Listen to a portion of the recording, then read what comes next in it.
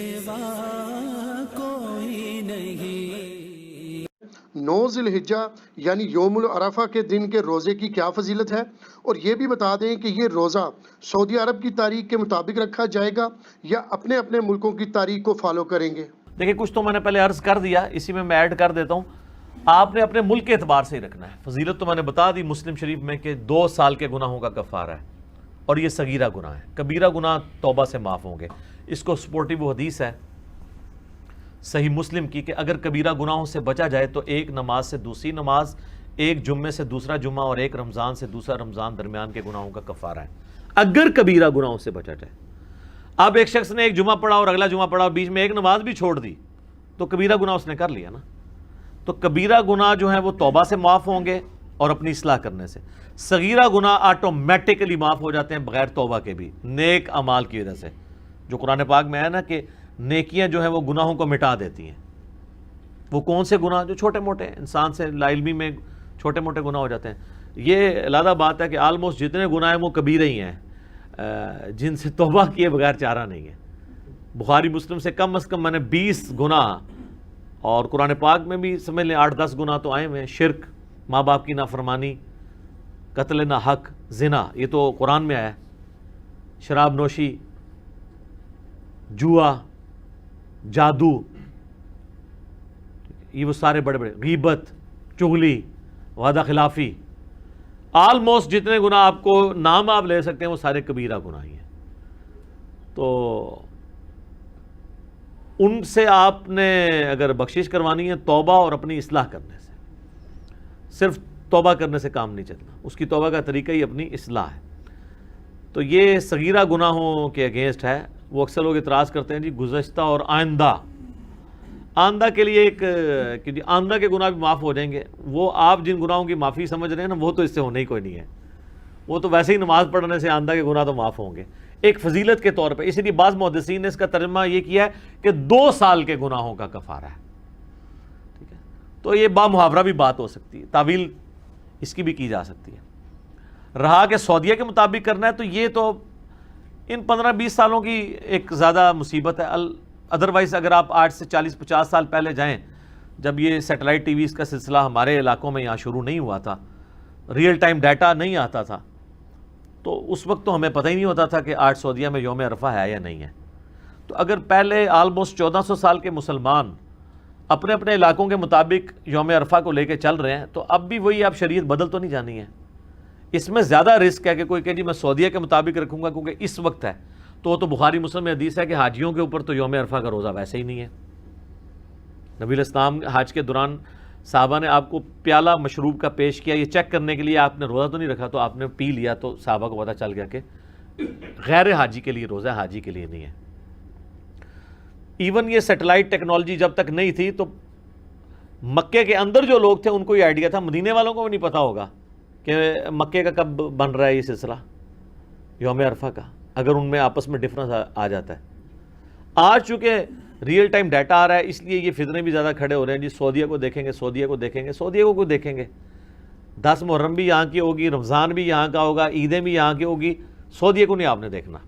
آپ نے اپنے علاقے کے مطابق یہ 9 ذی الحجہ کا روزہ ہے، وہ کہتے نہیں لفظ تو آیا ہے یوم عرفہ تو اس کا نام یوم عرفہ ہے نا، جیسے 10 محرم کا نام عاشورہ ہے۔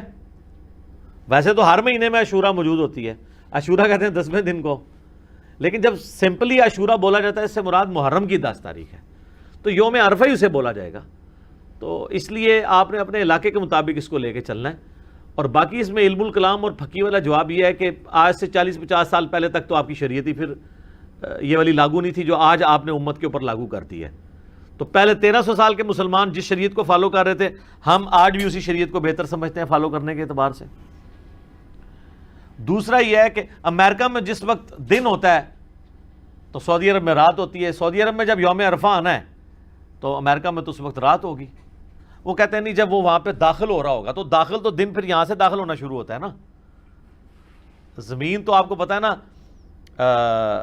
مشرق سے مغرب کی طرف روٹیٹ کر رہی ہے، اس لیے مشرق میں پہلے سورج نکلتا ہے، پہلے سورج نکلے گا مشرق میں۔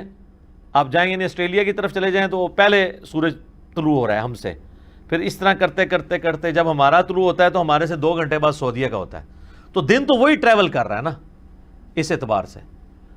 تو اگر آپ اسپیسیفکلی دیکھیں تو دن پہلے، لیکن وہ چاند کی تاریخوں کا اعتبار چونکہ علیحدہ ہوتا ہے، اس کے اوپر بھی میرا رؤیت ہلال کے اوپر اور چاند دیکھنے کے مسئلے کے اوپر، مون سائٹنگ کے اوپر ویڈیو کلپ ریکارڈڈ ہے.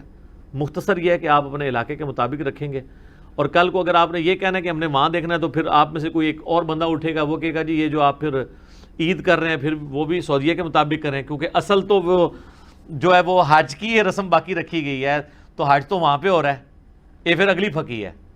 اسی طریقے سے وہ جو مولا علی علیہ السلام کا میں نے بتایا سنن کبریٰ البیہقی اور مصنف ابن ابی شیبہ سے کہ وہ 9 ذو الحجہ کی صبح سے لے کے فجر سے لے کے 13 کی عصر تک تکبیرات پڑھتے تھے، تو آپ پھر کہیں گے جی وہاں تو تکبیرات شروع ہو چکی ہوئی ہیں، تو وہ تو پھر آپ کو 8 کو شروع کرنی پڑیں گی یہاں، اور 1 دن پہلے ختم کرنی پڑیں گی.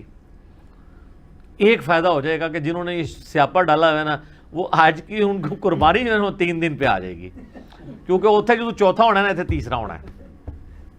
تو چلو قربانی اگر اس میں 3 دن آندی ہے تو سٹارٹ تو ظاہر احتیاط سے نہیں کریں گے نا، وہ ایک جیسے زور احتیاطی انفی پڑھتے ہیں نا، تو وہ کہیں گے پہلا دن احتیاطی ہو گیا کہ ہم مسلمانوں کے ساتھ عید کر لیتے ہیں.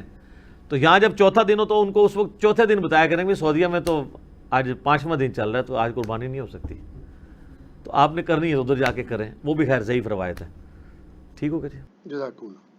علی بھائی اگلا سوال ہے، ایام تشریق یعنی 10، 11، 12 اور 13 ذو الحجہ اور یوم عرفہ یعنی 9 ذو الحجہ کو پڑھی جانے والی تکبیرات کے الفاظ بتا دیں. الفاظ میں نے پہلے بتا دیے ہیں، المصنف ابن ابی شیبہ میں، مصنف عبدالرزاق میں، سنن کبریٰ البیہقی میں تابعین سے مختلف الفاظ ملتے ہیں. یہ بھی ملتا ہے اللہ اکبر کبیرا والحمد للہ کثیرا وسبحان اللہ بکرۃ واصیلا، اور یہ بھی ملتا ہے اللہ اکبر لا الہ الا اللہ اللہ اکبر وللہ الحمد، سبحان اللہ والحمد للہ ولا الہ الا اللہ واللہ اکبر. صرف اللہ اکبر بھی کہہ لیں تو یہ تکبیر ہی ہے. تو آپ کوئی بھی الفاظ استعمال کر لیں تو آپ اس سنت کے اوپر عمل کر لیں گے. باقی کن کن موقعوں پہ پڑھنا ہے، فرض نماز کے بعد پڑھنا ہے آپ نے، مصنف ابن ابی شیبہ میں اور سنن کبریٰ البیہقی میں مولا علی سے ملتا ہے 9 ذو الحجہ کی صبح سے لے کے 13 کی عصر تک ہر فرض نماز کے بعد. اور امام بخاری نے تو صحیح بخاری میں چیپٹر کی ہیڈنگ میں تعلیقاً لیا ہے کہ امام باقر جو تھے وہ عام نفلی نمازوں کے بعد بھی تکبیرات بلند کرتے تھے، اور اسی ہیڈنگ میں لیا ہے کہ حضرت ابو ہریرہ اور ابن عمر رضی اللہ عنہما جو ہے وہ بازاروں میں چلتے ہوئے تکبیرات کو بھی بلند کرتے تھے. تو یہ سارے وہ مواقع ہیں جس پہ آپ نے تکبیرات بلند کرنی. ایون آپ عید کی نماز پڑھنے کے لیے جا رہے ہیں تو آپ تکبیرات کو بلند کریں. اور صحیح بخاری میں آتا ہے کہ نبی علیہ السلام راستہ بدلتے تھے، جاتے وقت عیدگاہ کا راستہ اور ہوتا تھا، واپسی پہ اور ہوتا تھا. اور چھوٹی عید کے لیے جاتے تھے تو کچھ میٹھا کھا کے جاتے تھے، صحیح بخاری میں آتا ہے. ترمذی میں آتا ہے کہ چھوٹی عید کے لیے کھا کے جاتے تھے اور بڑی عید کے لیے واپسی پہ آ کے کھاتے تھے. اس میں یہ سنت ہے کہ خالی پیٹ جایا جائے. ٹھیک ہو گیا، جزاک اللہ.